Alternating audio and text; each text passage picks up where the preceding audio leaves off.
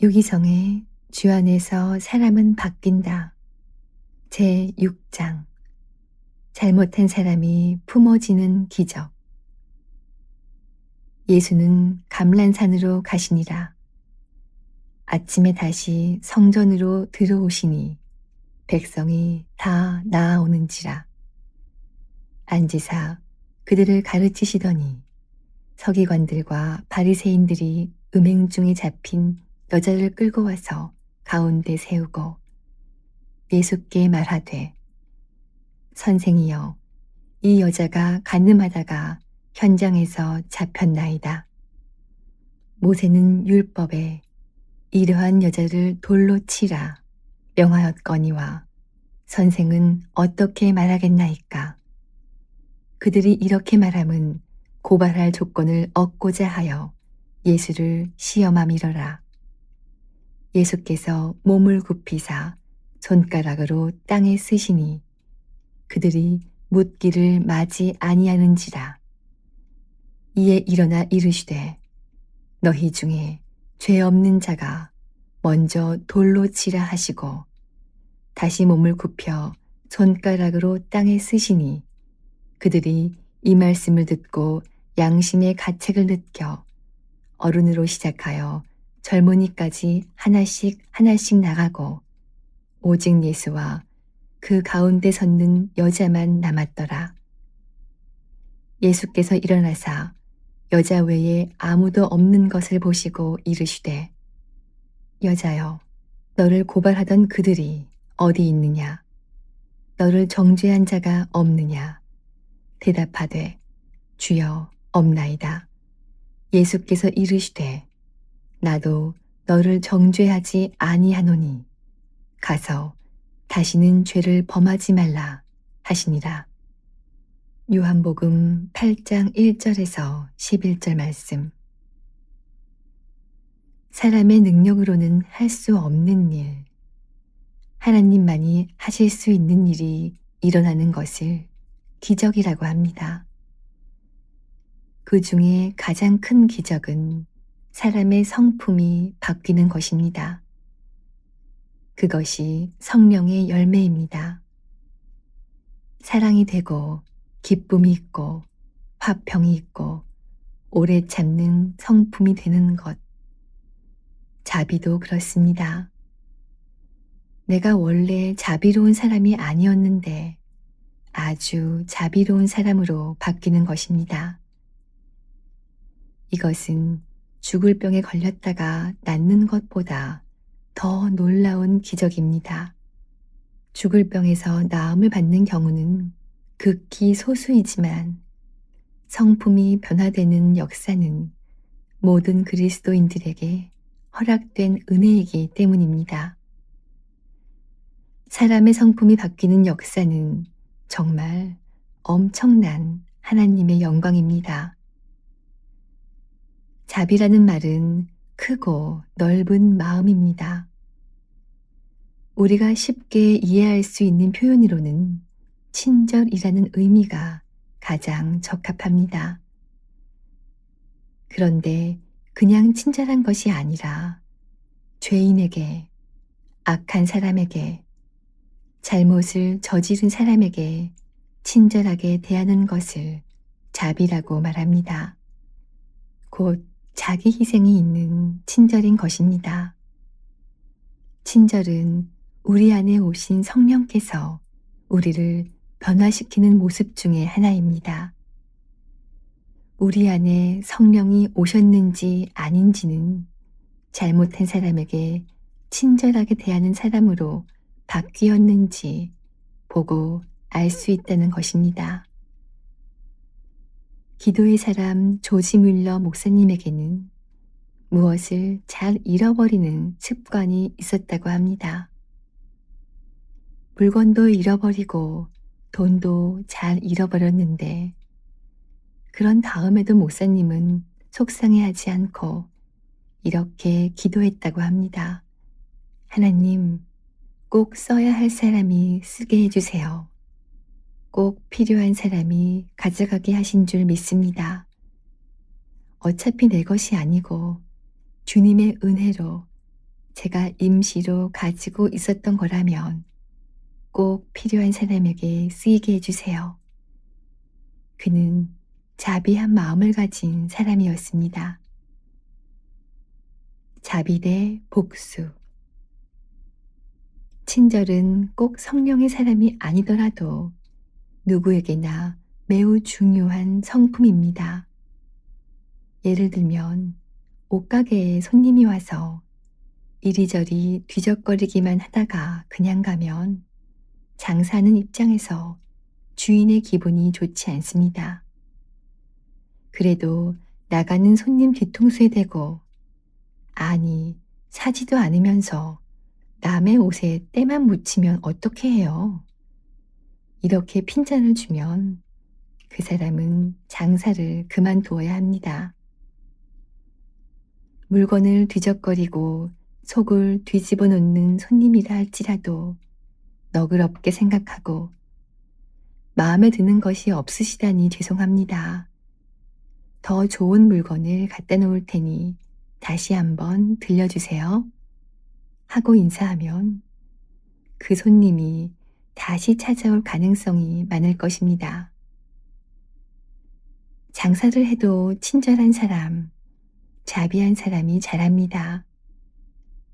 그런데 문제는 이 자비가 우리의 본성에 맞지 않는다는 것입니다.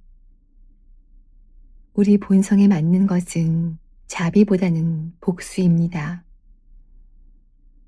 누가 나에게 잘못하면 그대로 안갚음하거나 그 이상으로 되돌려주고 많은 사람들 앞에서 드러내어 망신을 주면 속이 시원해지는 그런 마음을 가진 것이 우리입니다. 예를 들어 만약 누가 내 자녀를 죽였고 그 범인이 지금 내 앞에 있다고 합시다. 아들을 죽인 범인을 볼 때 어떤 마음이 일어납니까? 아들 죽인 원수를 죽이고 싶을 것입니다. 곧바로 이해하자. 저 사람도 사정이 있었을 거야. 용서해 주자. 이런 마음이 드는 부모는 없을 것입니다. 심지어 손양원 목사님처럼 그가 살인죄를 지었으니 그냥 두면 죽게 될 테니 내가 양자로 맞아야겠다 라고 생각하는 부모는 찾기 어려울 것입니다. 물론 그 후 마음의 변화가 있을지 몰라도 당장은 그 누구라도 복수의 감정을 주체하기 어려울 것입니다. 그렇습니다. 복수의 정서가 우리에게 더 맞습니다. 어쩔 수 없는 현실입니다. 내 자식 죽인 범인을 내 손으로 처리하지 않고 경찰에게 넘기는 것만으로도 법치 국가이니 어쩔 수 없이 참는 것이라고 할 수 있습니다. 이렇듯 사람의 본성은 자비롭지 못합니다. 그러니까 자비의 열매가 맺어지는 것이 놀라운 것입니다. 우리가 자비로운 사람이 된다면 그것은 하나님의 자비가 우리에게 임하였기 때문입니다. 우리는 하나님의 엄청난 자비를 받고 살아가고 있습니다. 예수 그리스도께서 그 증거입니다. 이는 그리스도 예수 안에서 우리에게 자비하심으로써 그 은혜의 지극히 풍성함을 오는 여러 세대에 나타내려 하심이라. 에베소서 2장 7절 말씀. 우리는 모두 다 하나님의 말할 수 없는 자비로 구원받았습니다. 그러나 우리가 하나님의 자비를 받았다고 다른 사람에게 저절로 자비로운 사람이 되는 것은 아닙니다. 여기에 우리의 고민이 있습니다. 우리가 십자가의 은혜를 알고 하나님께서 나에게 베풀어 주신 자비로움을 분명히 아는데 그러면서도 왜 다른 사람들, 나의 가족, 이웃, 동료들에게 까다롭고 인색하고 잘못한 것이 용납이 안 되고 친절하게 품어주지 못할까요? 하나님의 심판대를 경험했는가? 자비라는 성령의 열매가 맺어지려면 십자가의 복음, 자신이 받은 하나님의 은혜를 아는 것만으로는 되지 않습니다. 성령의 감동으로 십자가의 은혜를 경험해야 합니다. 두렵고 떨리는 하나님의 심판대 앞에 서 보아야 합니다. 반드시 하나님의 자비로운 은혜를 경험한 사람만이 자비로운 사람이 됩니다. 요한복음 8장에 간음하다가 현장에서 붙잡힌 여인은 하나님의 무서운 심판대 앞에 섰습니다. 율법에 의하면 간음한 사람은 돌로 쳐서 죽이라고 되어 있으니까 이제 꼼짝없이 죽는 것입니다. 서기관들과 바리새인들이 음행 중에 잡힌 여자를 끌고 와서 가운데 세우고 예수께 말하되, 선생이여, 이 여자가 간음하다가 현장에서 잡혔나이다. 모세는 율법에 이러한 여자를 돌로 치라 명하였거니와 선생은 어떻게 말하겠나이까? 요한복음 8장 3절에서 5절 말씀. 그런데 여인이 그 죽을 자리에서 살아났습니다. 돌에 맞아 죽을 절체절명의 순간 예수님께서 나도 너를 정죄하지 않겠다. 다시는 죄를 짓지 마라. 그러셔서 그 상황에서 구원받았습니다. 예수께서 일어나사 여자 외에 아무도 없는 것을 보시고 이르시되, 여자여, 너를 고발하던 그들이 어디 있느냐? 너를 정죄한 자가 없느냐? 대답하되, 주여 없나이다. 예수께서 이르시되, 나도 너를 정죄하지 아니하노니 가서 다시는 죄를 범하지 말라 하시니라. 요한복음 8장 10절 11절 말씀. 이 사건 이후 이 여인은 틀림없이 죄짓지 않고 살았을 뿐 아니라 자신에게 죄 지은 자를 품어주며 살았을 것입니다. 다른 사람이 잘못한 것을 보고 어떻게 그래? 사람이 어떻게 그럴 수 있어?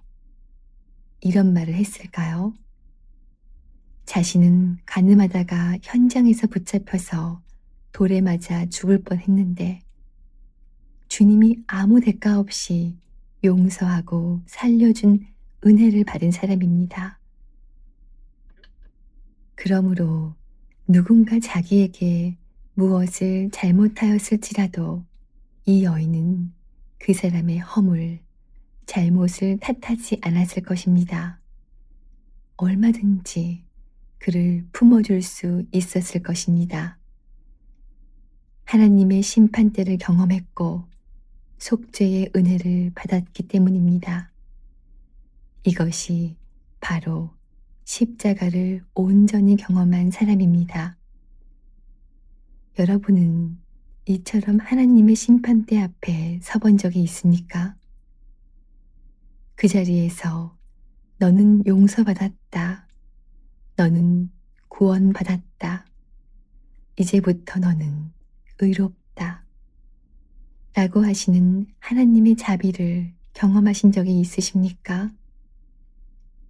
내가 너를 정죄하지 않겠다. 내가 너를 용서하겠다. 내가 너를 사랑한다. 그런 하나님의 음성을 듣고 구원받으신 체험이 있으십니까? 이 경험이 있느냐 없느냐에 따라 자비의 사람이 될지 아닐지가 갈라집니다. 하나님의 심판대 앞에 서본 경험이 있는 사람과 없는 사람의 차이가 바로 자비입니다. 저는 목사가 될 때까지도 진정한 의미에서 하나님의 심판대 앞에 서본 경험이 없었습니다. 어려서부터 수없이 십자가 복음을 들었지만 지식으로 아는 복음은 저에게 더 이상 특별한 감동을 주지 못했고 성령의 감동으로 십자가의 복음을 만나지 못한 그런 정도의 수준이면서도 목사가 될 수 있었습니다.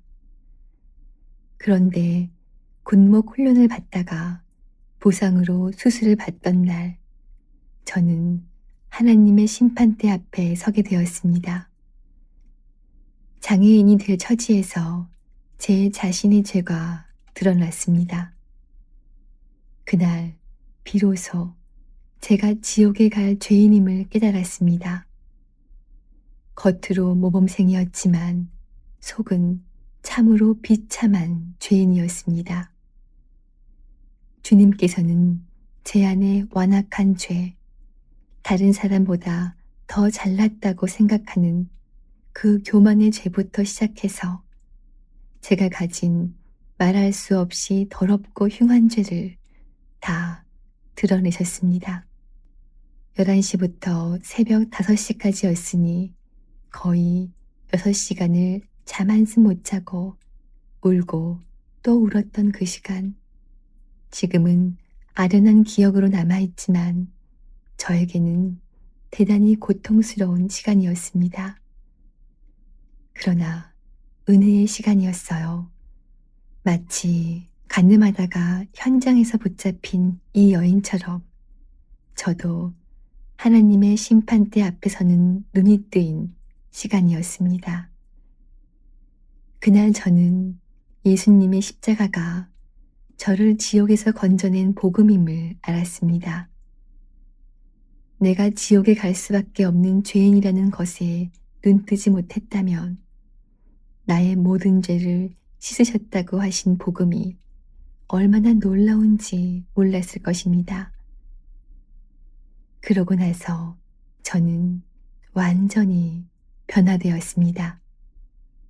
십자가의 복음은 저에게 말할 수 없는 감격이었고 장애인이 되는 것조차 감사할 마음이 되었습니다. 충분합니다. 제 죄를 사해 주신 것만으로도 충분합니다. 이제 진짜 하나님의 종으로만 살겠습니다. 제가 장애인으로 주의 종의 사명의 길을 가겠습니다. 이렇게 고백할 정도였습니다. 아직 죽지 않았다. 우리가 진정으로 십자가에서 하나님의 심판을 경험하고 나면 예수님을 믿는 삶이 완전히 달라집니다. 예수님과 함께 죽습니다. 성령께서 여러분에게도 반드시 그와 같은 시간을 갖게 하십니다. 그렇지 않고는 진짜 예수 믿은 사람이라고 할 수 없기 때문입니다. 우리가 죽고 나서 다 하나님의 심판대 앞에 서는데 그 전에 먼저 하나님의 심판대 앞에 서본 사람이어야 하나님의 심판대를 통과하게 된다는 것을 명심하시기 바랍니다. 죽고 난 다음에 처음으로 하나님의 심판대 앞에 서는 것은 정말 끔찍한 일입니다. 간음하다가 현장에서 붙잡힌 여인처럼 내가 돌에 맞아 죽을 사람이지, 내가 진짜 지옥에 갈 수밖에 없는 그런 죄인이야. 자신에게 아직 그런 체험이 없다면 성령님에게 먼저 그 눈을 뜨게 해달라고 기도하셔야 합니다. 복음이 바로 우리를 하나님의 심판대 앞에 가게 만듭니다. 우리가 받은 복음이 나는 죽고 예수로 사는 복음입니다. 십자가의 복음은 우리가 이미 죽은 사람이라는 것을 말씀하고 있습니다. 그리스도의 사랑이 우리를 강권하시는도다. 우리가 생각하건대 한 사람이 모든 사람을 대신하여 죽었은즉 모든 사람이 죽은 것이라. 고린도후서 5장 14절 말씀. 우리는 당연히 모든 사람에 들어갑니다. 중요한 것은 우리가 믿느냐 안 믿느냐 하는 것입니다. 우리는 이미 예수님 안에서 죽은 자입니다. 예수님과 함께 죽었다는 것 자체를 기쁨으로 받아들일 수 있는 사람은 내가 지옥에 갈 수밖에 없는 죄인이었음을 눈뜬 사람입니다. 그 사람에게는 그런 내가 예수와 함께 죽었다는 것이 할렐루야입니다. 하나님의 심판대에 설 옛사람인 나, 지옥에 갈 수밖에 없는 쇳덩어리였던 이전의 나는 예수님과 함께 죽었습니다. 예수를 믿는다는 말은 곧 예수님과 함께 죽었고 하나님의 심판을 이미 받았다는 말입니다. 그리고 이제 새 생명 되시는 예수님으로 사는 것이 바로 십자가의 복음입니다. 성령의 감동으로 이 십자가의 복음에 눈이 뜨이면 우리는 하나님의 심판대 앞에서 심판을 지나 예수님의 십자가 공로로 구원받는 반열에 서게 되는 것입니다. 그리고 우리의 성품에 변화가 일어납니다.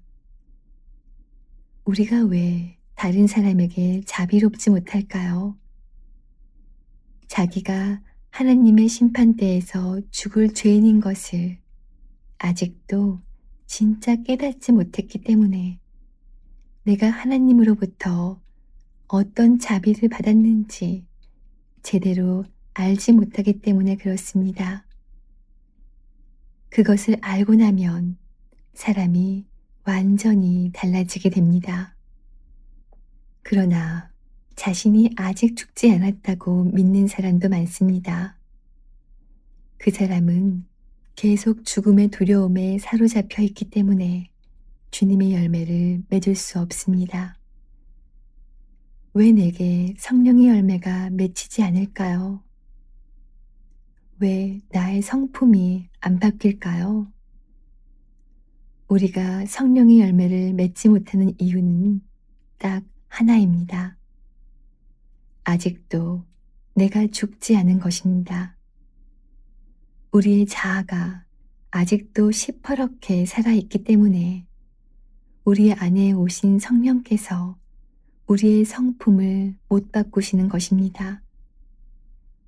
성품의 변화가 일어나는 가장 놀라운 기적이 여러분의 것이 되기 원하신다면 내가 이미 예수님과 함께 죽었음을 믿고 받아들이시기 바랍니다.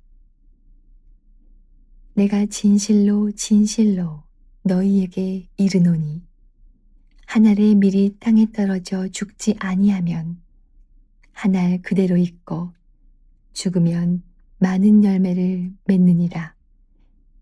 요한복음 12장 24절 말씀. 자비의 열매는 내가 이미 예수 그리스도와 함께 죽었다는 것을 믿을 때 맺어집니다. 이제는 믿으라. 수영로 교회를 담임하셨던 정필도 목사님이 초창기에 교회를 개척하시고 날마다 새벽 예배를 마치고 집으로 돌아가기 전에 수영 로타리를 돌며 기도했습니다. 하나님, 제 목회를 축복해 주십시오. 몇 년씩 로타리 주위를 밟으며 기도하는데 하나님께서 이렇게 응답하셨습니다. 내가 너를 위해서 아주 큰 교회를 예비해 놓았다. 그런데 그 순간 목사님은 하나님께서 예비하신 일들은 엄청나게 큰데 그것을 감당할 수 있는 믿음이 자신에게 부족하기 때문에 주실 수 없었다는 사실을 깨닫고 충격을 받았습니다. 그 후 목사님은 로타리를 돌던 일을 그치고 골방에 들어가 믿음을 달라고 기도했습니다. 하나님, 하나님이 하시려는 일이 믿어지는 믿음, 하나님이 이루신 것이 제게 그대로 믿음으로 오게 해주세요. 그 후 하나님께서 정필도 목사님을 정말 놀랍게 쓰셨습니다. 제가 목사님의 간증을 들으며 이 기도가 우리에게 꼭 필요하다는 생각이 들었습니다. 여러분 중에 아직도 내가 예수님과 함께 죽었고 이제 예수님으로 산다고 하는데 듣기는 많이 들었어도 아직 마음에 와닿지 않는다는 분이 계실 것입니다. 그러면 그냥 듣기만 하고 말 겁니까? 그것을 구하셔야 됩니다. 하나님, 제가 예수님과 함께 죽었고 이제 예수님으로서 사는 것이 믿어지게 해주세요. 하나님이 그 기도를 얼마나 기뻐하시겠습니까? 그 믿음을 주고 싶어 하시는 분이 하나님이시잖아요. 하나님, 나 좀 죽여주세요. 라고 하는 분이 있습니다. 그렇게 기도하는 안타까움과 간절함은 너무 귀합니다. 하지만 하나님이 우리를 죽이시는 것이 아닙니다. 하나님은 절대로 그렇게 하지 않으십니다. 우리가 죽는 것은 우리 자신이 우리를 죽음으로 처리해야 하는 것입니다. 이것이 믿음입니다. 예수님이 이루신 구원의 복음을 자신의 것으로 받아들이는 것입니다. 예수님이 십자가에서 죽으실 때 하나님은 하나님이 하실 일을 이미 다 하셨습니다. 이제 우리가 할 일이 남은 것입니다. 내가 예수님을 영접했으니 내가 예수님 안에, 예수님은 내 안에 계시지. 주님은 포도나무이시고 나는 가지잖아. 예수님이 십자가에서 죽으셨으니 나도 죽은 거지. 이렇게 믿고 받아들이는 사람이 죽는 사람입니다. 이 일까지 하나님이 대신 해주시지는 않습니다. 그래서 똑같은 예수를 믿어도 자아가 죽은 사람이 있고 안 죽은 사람이 있는 것입니다. 하나님 앞에 자꾸 죽여달라고 하지 마세요. 하나님도 곤란하세요. 하나님은 하실 일을 다 하셨고 이제는 믿으라는데 자꾸 죽여달라고 하면 어떡합니까? 이 문제가 해결되지 않으니까 성품의 문제도 해결되지 않는 것입니다. 우리 안에 성령님이 오셨지만 내 자아가 죽음으로 처리되지 않고 있으니까 우리에게 성령의 역사가 나타나기보다 계속 우리 자신의 모습이 드러나는 것입니다. 우리가 하나님께 이거 이루어 주세요. 저거 해결해 주세요. 이렇게 기도하기보다 하나님, 저에게 하나님이 하신 일을 믿는 믿음을 주세요. 나는 이 기도가 정말 하나님 앞에 나아가 구할 큰 기도 제목입니다. 하나님은 우리가 상상할 수 없을 정도로 놀라운 분이시고 나를 향한 놀라운 계획을 가지고 계십니다. 어떤 대단한 사람이라도 그 성품을 완전히 바꾸시는 하나님이십니다. 주님이 믿어지고 내가 예수님과 함께 죽은 것이 믿어지고 주님이 내 안에 계신 것이 믿어지는 이 역사가 열쇠입니다. 하나님의 은총. 요셉이 형들에게 버림받고 끔찍한 세월을 노예로 죄수로 살았지만 그는 형들에게 복수하지 않았습니다. 요셉은 형들을 용서합니다. 가족들을 만나서 그들을 다 품어주었습니다. 어떻게 그렇게 할 수 있었을까요? 여호와께서 요셉과 함께 하심이라. 여호와께서 그를 범사에 형통하게 하셨더라. 창세기 39장 23절 말씀. 요셉이 원하는 것은 하나밖에 없었습니다. 바로 하나님의 함께 하심입니다. 하나님의 함께 하심이 믿어지니 자신을 죽이려고 했던 형들까지 품어지는 것입니다. 우리도 똑같습니다.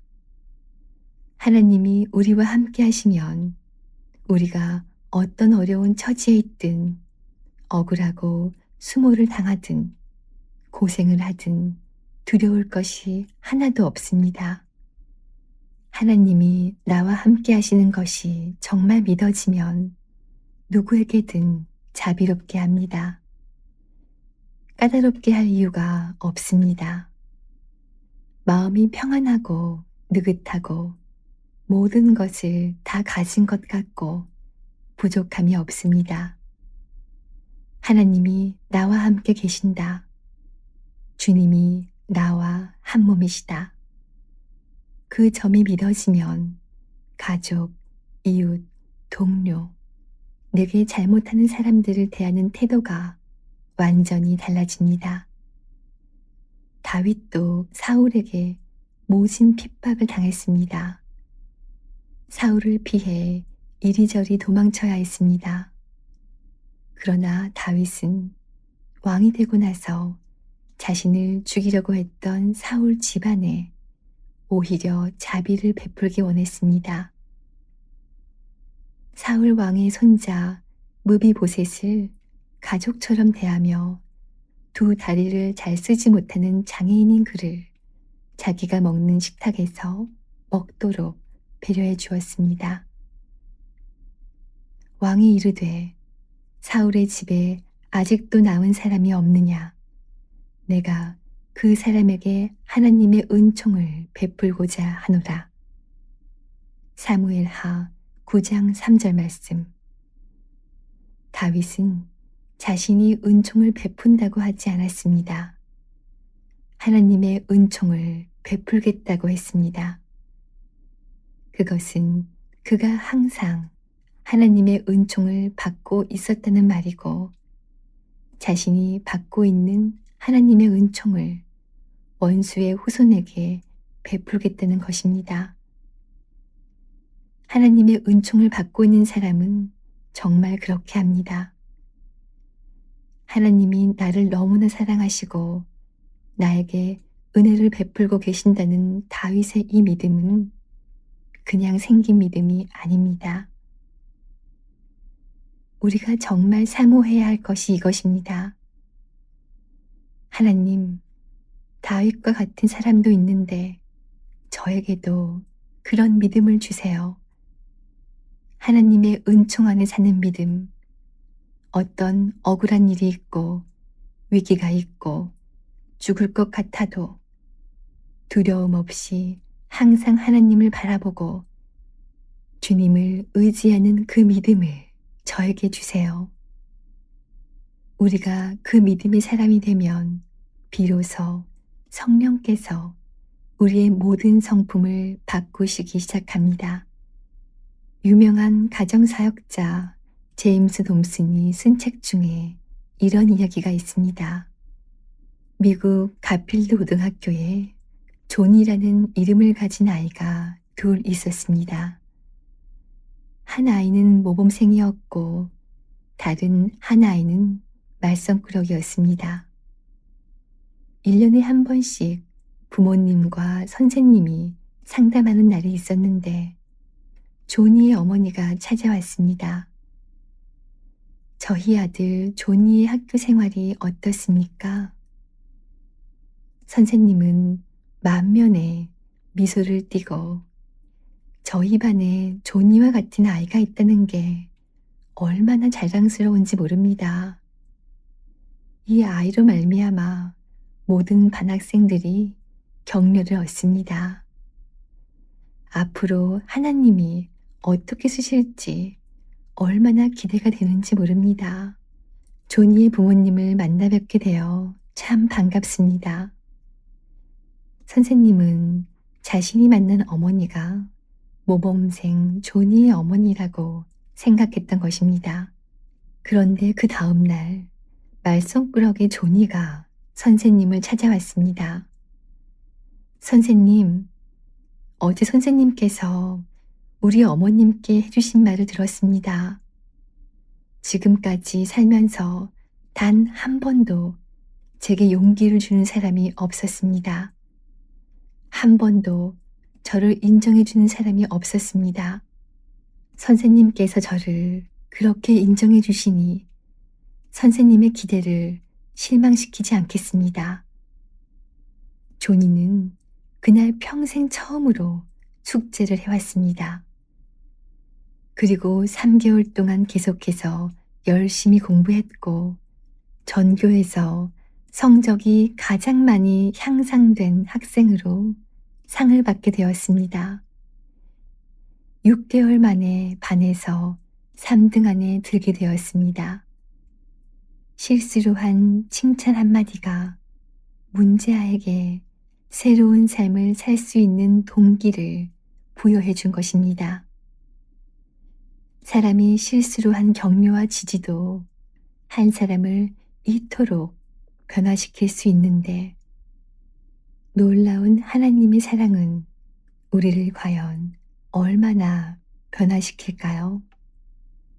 또한 그 사랑에 힘입어 우리가 자비를 베푼다면 상대가 얼마나 놀랍게 변화될까요?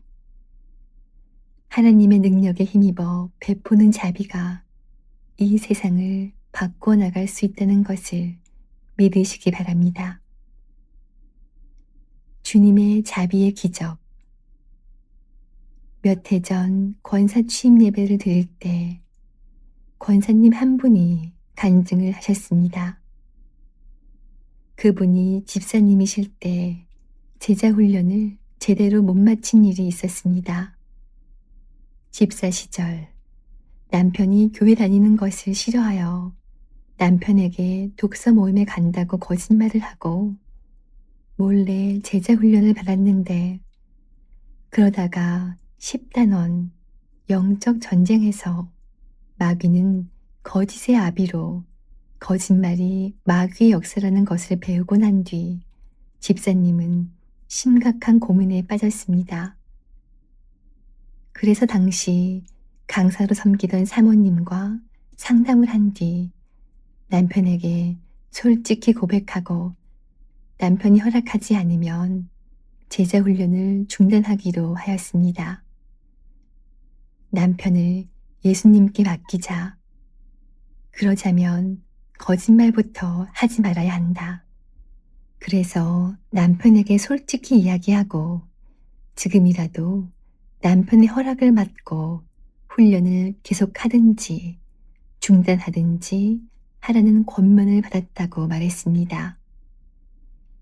남편은 몹시 화를 냈지만 집사님이 이제부터 남편에게 교회 생활에 관해서 허락을 받고 하겠다고 약속하고 나서 마음이 조금 수그러졌습니다.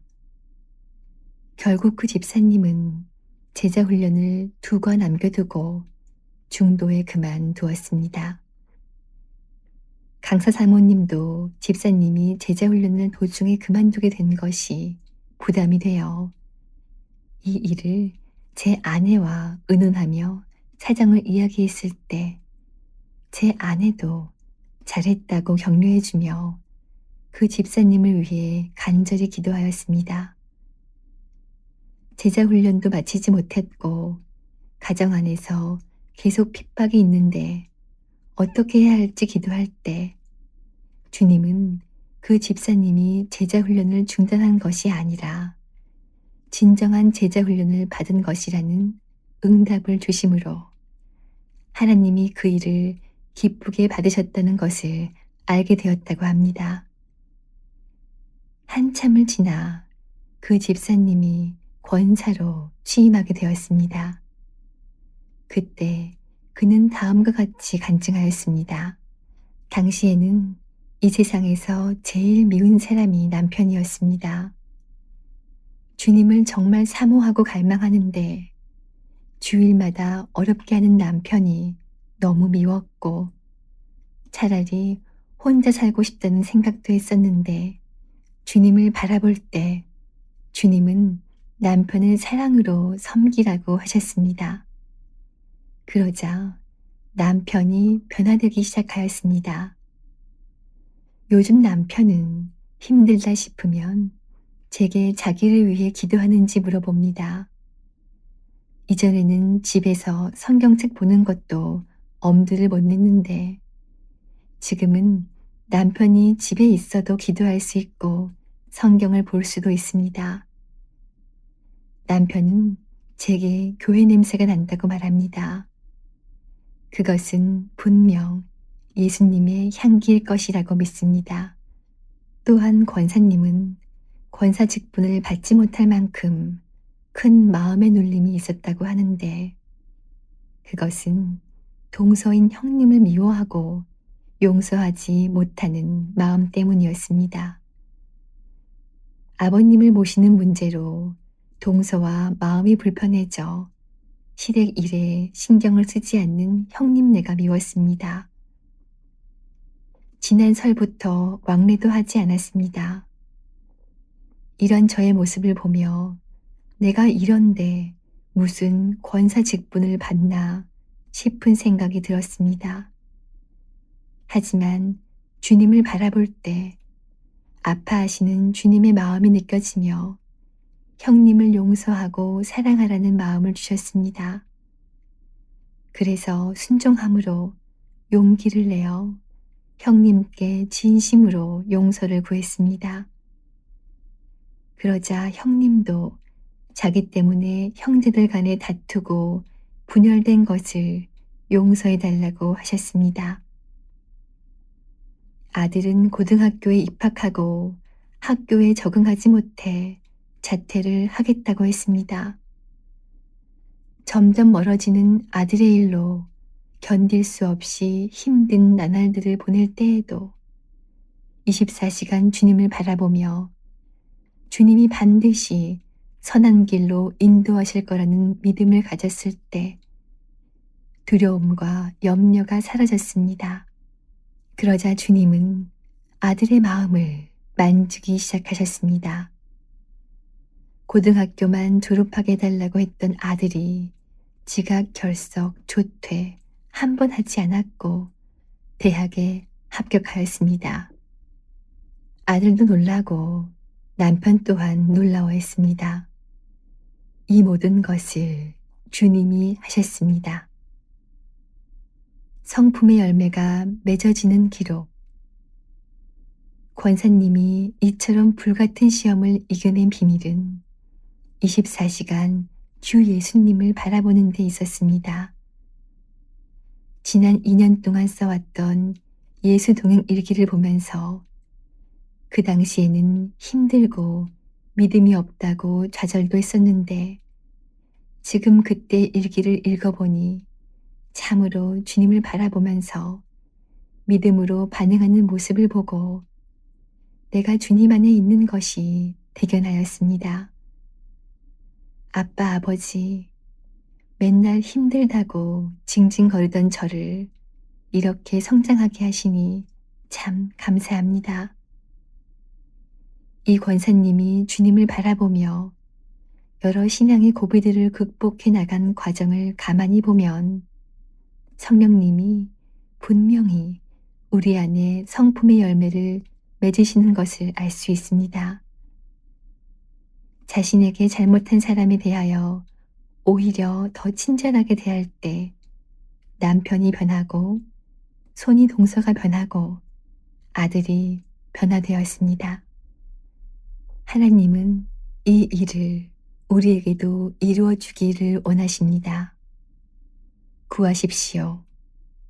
여러분에게도 믿어지는 역사가 일어나기를 구하세요. 지금도 우리와 함께 계시는 주님을 바라보는 눈이 분명히 뜨일수록 주님이 이끄시는 길로 갈 수 있습니다. 주님이 역사하시는 변화가 일어나기 시작합니다.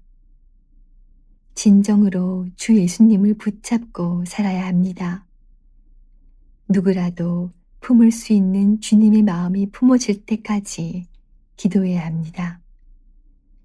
나는 죽고 예수로 사는 이 복음이 분명해야 합니다. 그때 하나님의 자비를 알게 되고 자비의 열매를 맺게 됩니다.